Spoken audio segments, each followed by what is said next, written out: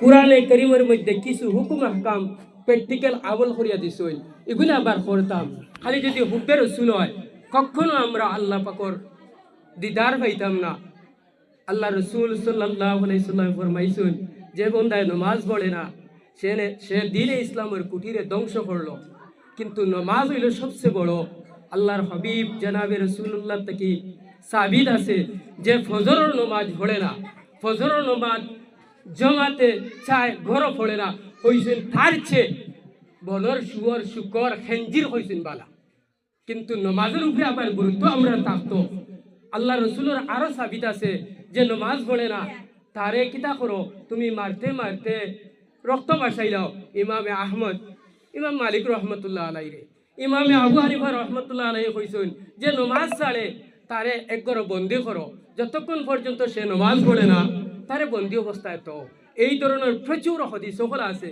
কিন্তু আমরা একটা জিনিস ছিল হব্বে রসুল, নমাজ পড়িতাম কিন্তু অন্তরের মহব্বত আল্লাহ রসুলের লগে আমরা থাকতো।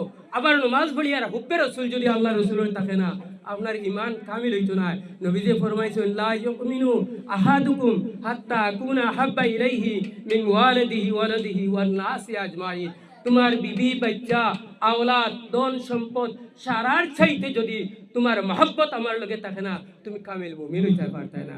মুমিন হইতে হইলে হুব্বে রসুল থাকবো, আল্লাহ রসুলের তরিকা অনুযায়ী আপনার নমাজ পড়া লাগবো। আর মুমিন আর মুসলমানের ডেলাইট পার্থক্য থাকে।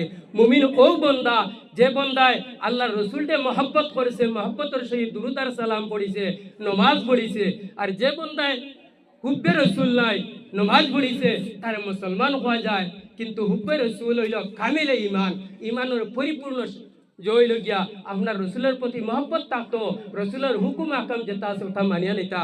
নবীজি ফরমাইছেন, মা আমারতুকুম বিহি ফাখুযু বিহি, মা আমারতুকুম ফাখুযু বিহি ওয়া নাহাইতুকুম ফান্তাহু।